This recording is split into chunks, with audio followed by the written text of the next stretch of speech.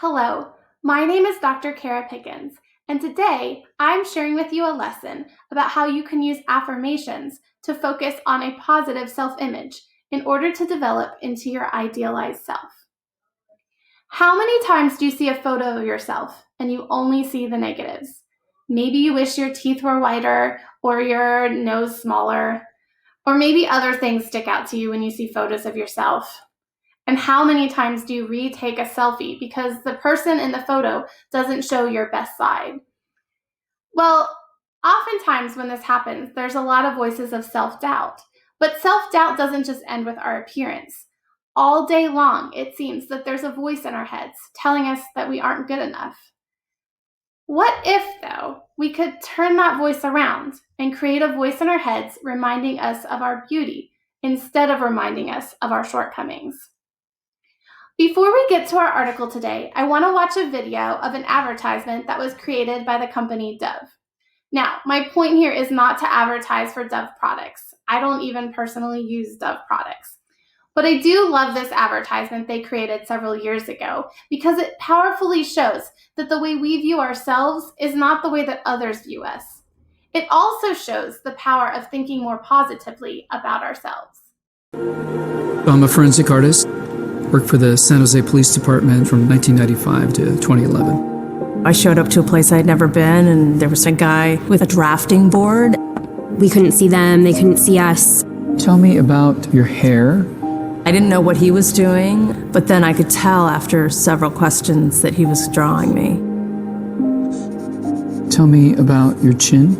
It kind of protrudes a little bit, especially when I smile. Your jaw. My mom told me I had a big jaw. What would be your most prominent feature? I kind of have a fat, rounder face. The older I've gotten, the more freckles I've gotten. I would say I have a pretty big forehead. Once I get a sketch, I say thank you very much, and then they leave. I don't see them. All I had been told before the sketch was to get friendly with this other woman, Chloe. Today I'm going to ask you some questions about a person you met earlier, and I'm going to ask you some general questions about their face. She was thin, so you could see her cheekbones. And her chin, it was a nice, thin chin. She had nice eyes. They lit up when she spoke. Cute nose. She had blue eyes, very nice blue eyes. So here we are. This is the sketch that you helped me create, and that's a sketch that somebody described of you. So yeah, that's...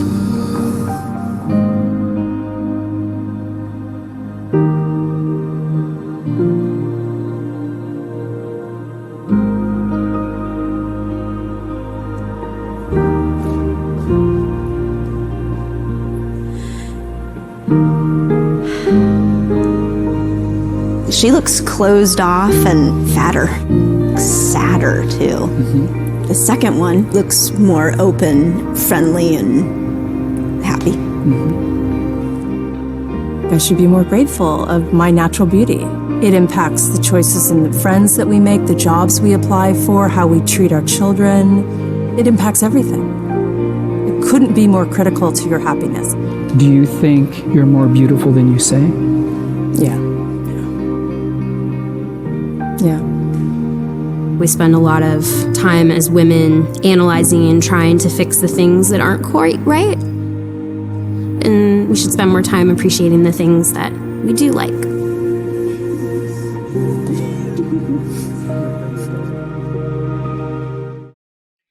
To me, this advertisement really emphasizes that voice inside of our head filled with self-doubt. And I don't think it's just women that experience this. I think all of us, regardless of our gender, experience this kind of self-doubt. And this negative voice inside our head isn't really the way that other people see us. It's so easy to be self-critical, but it's also powerful to view ourselves in a positive way. So next, we're going to read an article together that explains the connection between how we view ourselves and the power of positive thinking. Okay, next we're going to read together an article entitled Self-Concept by Saul McLeod, And this article was originally published on the Common Lit website, and that's where you're going to be taken when you work on your activity with this. And I'm not actually going to read the whole article to you. I'm just going to go over parts of it. And this article really breaks down the 3 different ways that we view ourselves, okay? And the term self-concept here is the term that they use to describe how someone thinks about themselves and how they perceive themselves, okay? To be aware of yourself is to have a concept of self, okay? And there's 3 aspects to this self-concept. One is the view you have of yourself, and the authors call this self-image. And then how much you value yourself, and this has to do with self-esteem or self-worth. And then the third aspect is what you wish you were really like, and this has to do with your ideal self. And these are all connected into your self-concept of yourself. And these all connect to that idea of voices of doubt and also having positive thinking about yourself. So the first part has to do with self-image. And our self-image doesn't always reflect reality, okay? And someone that has, the author mentions this example, someone that has anorexia might actually be thin, but they might not see their thinness when they look in the mirror, okay? And there's a lot of things that factor into the idea of how we see ourselves, okay? There might be parental influences. Our family might have told us from a young age that we're a certain way, and so we tend to view ourselves that way, even if that's not the full picture of who we are. The same thing with our friends. Our friends might constantly tell us something that's not exactly accurate about who we are. And the media a lot of times tells us that we need to be a certain way, and we might feel like we don't meet that standard because of that. And there's a lot of different ways in which we define ourselves.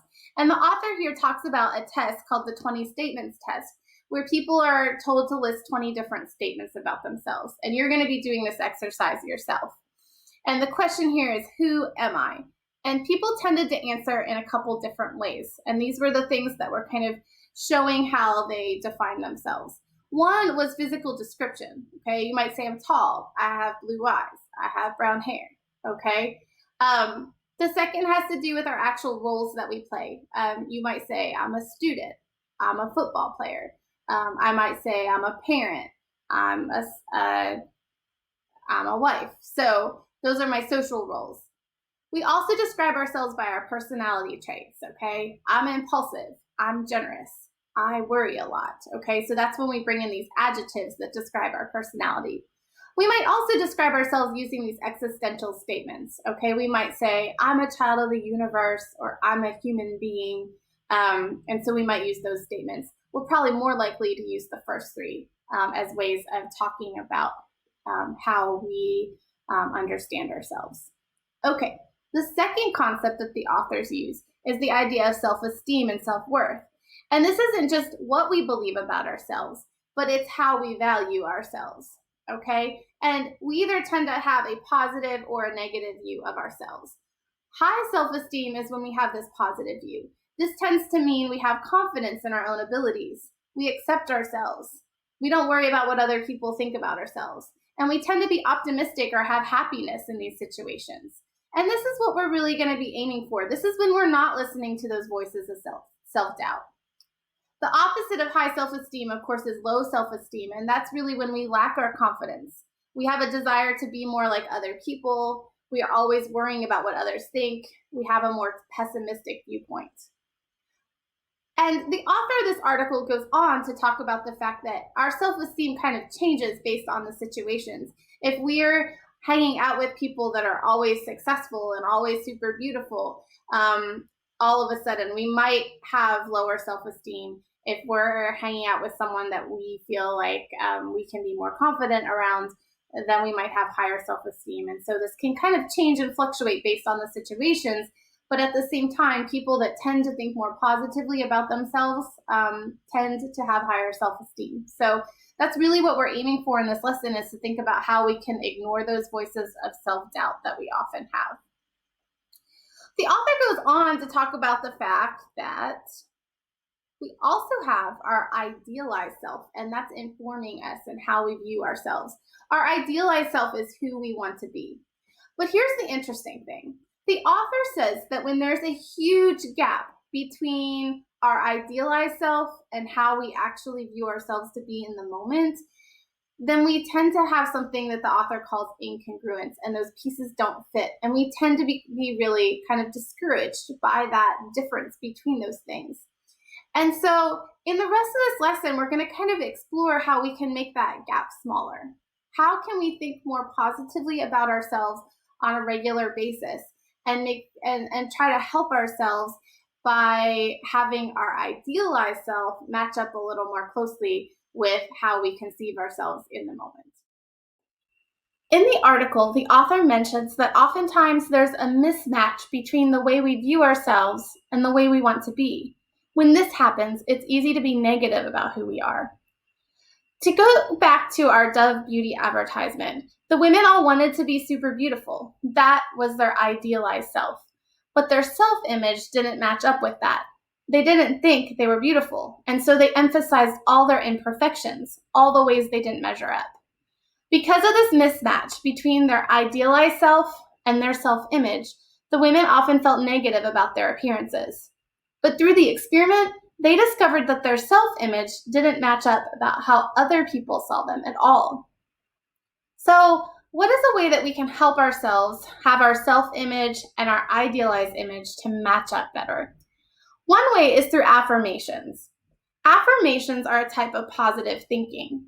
They are positive phrases about yourself and your world that you repeat to yourself daily as a way of helping you see yourself as your idealized self, rather than focusing on the negatives. Rather than listening to the negative voice inside our heads, we create a new voice, a positive voice, to speak to us instead.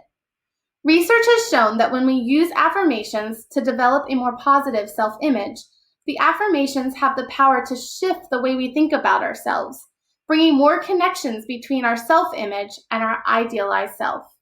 To go back to the Dove advertisement, by repeating positive affirmations, we can begin to see ourselves as a beautiful image instead of one that is filled with all of our imperfections.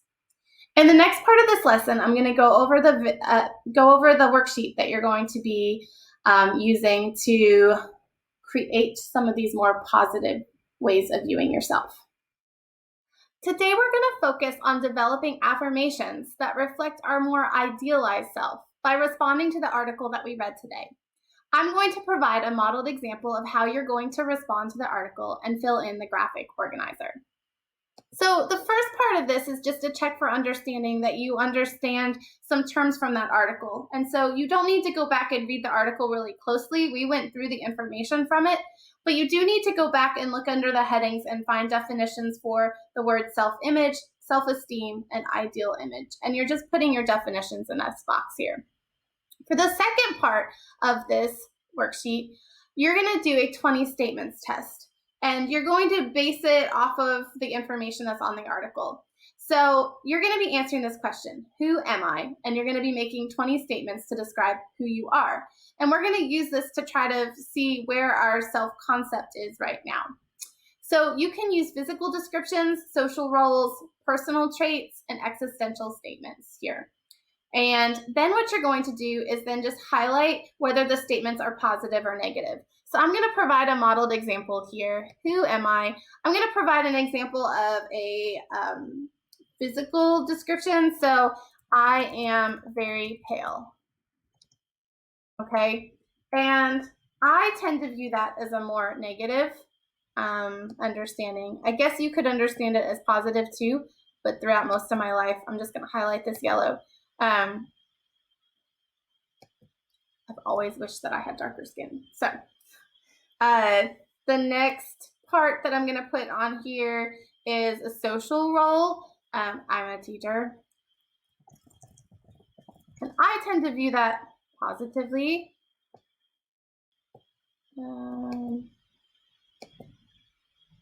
Okay, a personal trait. I am a procrastinator. We'll do that.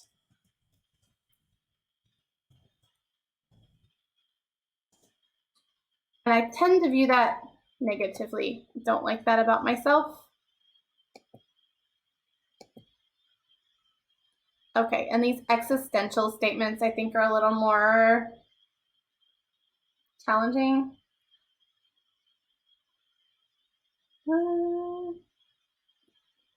I'm just going to say that I am a woman. I think that can be a little bit of a complex statement to make too, and people define that in so many different ways. So I'll put that as my existential. That one's kind of hard. I have an easier time with the other categories. I'm going to go positive for this.